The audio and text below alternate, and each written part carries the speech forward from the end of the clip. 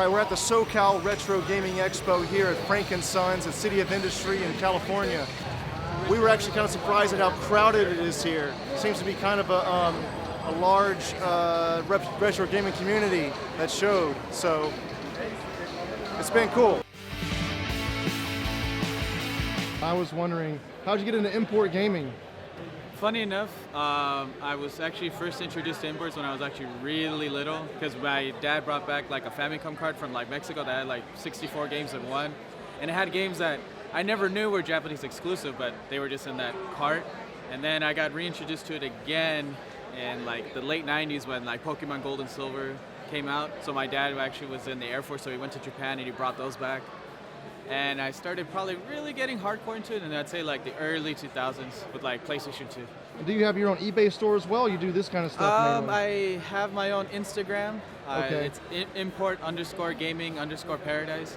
Okay. And pretty much what I do is I help people find whatever imports that they're looking for, whether it be consoles, games, and it can be in any condition that they like it in. So for example, like some of the CD games, you know, some people, they just want the game, and so it'll just be like that.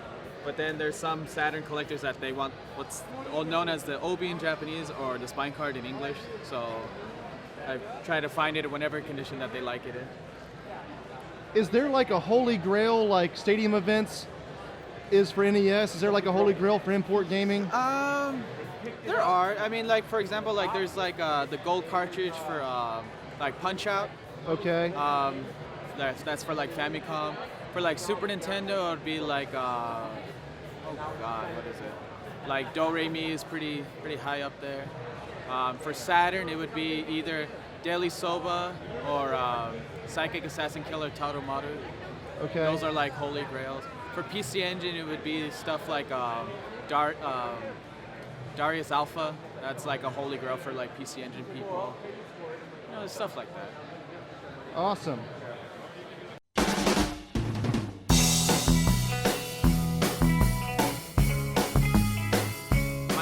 Bryce. We run B&B Imports. My friend Brendan over there as well. Pretty much we do all Japanese import games for pretty much every system, as well as consoles and all that sort of stuff. How did you get into this? We actually go to Japan quite a lot. So first time we went, kind of got like our toes wet, found all these different cool games, went more, and we just kind of expanded from there. So built a huge collection. Now we're kind of making it into a shop. So you sell off of eBay as well, or? A little bit. We pretty much, this is our first time doing an expo or like really selling a lot of stuff like this. So we're gonna see how this works, and we'll probably go from there. Okay, cool. You go to like Super Potato and Akihabara, or where are you going? We used to. So Akihabara is a good place to find. Like if you're looking for something specific, it's great. You can definitely find it. The problem is they know how much everything is now. Okay. Places to go, you want to go to Hard Off, Soft Map, like the places way off the beaten path. It's a pain to get to them, but that's where you're going to get the good stuff. What's your most expensive game you have here now? Right now, probably one of our Saturn games. We have a few actually that are like in the high hundreds up to 300. Elevator action? We do not have elevator action, so. All right, cool. And when you go to Japan, do you do anything other than buy games? Oh, definitely. We've been all over Japan, from the very top north all the way down south. So it's definitely a great place to go, and there's tons of stuff to do there. So. You got into Japanese stuff via video games? Sorry, what was that? You got into Japanese in Japan via video games? Oh, definitely. I mean, that's kind of where my love for Japan came from, and once I started going there, we go like multiple times a year now, so it's awesome. That's awesome.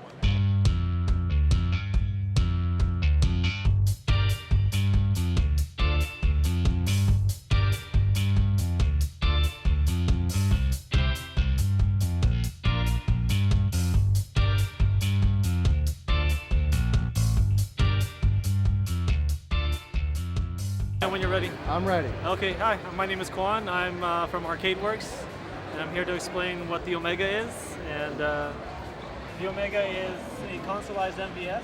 So it plays the Neo Geo MVS arcade carts, which arcade operators have been liquidating over the past 10 years. So it's to take advantage of the the cheap carts instead of paying the expensive home carts that we all know that Neo Geo is known for. So this is the arcade cabinet in console form. Basically, yeah. It's the whole machine shrunk down to look like, you know, the original AES. Okay. I've tried my best to capture the spirit of the original system in my design. Why do you like Neo Geo so much? You know, mostly because like I don't have a lot of free time, and you know, most Neo Geo games I can just pick up, play for 20-30 minutes, and if I have to stop, I wouldn't be too bummed out. So there's not a lot of time commitment, and you know, the fun factor just starts right away. One last question. Sure. Where'd you get your shirt? I got it at Retropalooza, the very first one a few years ago. One of the other vendors was selling it, and I just picked one up. Awesome.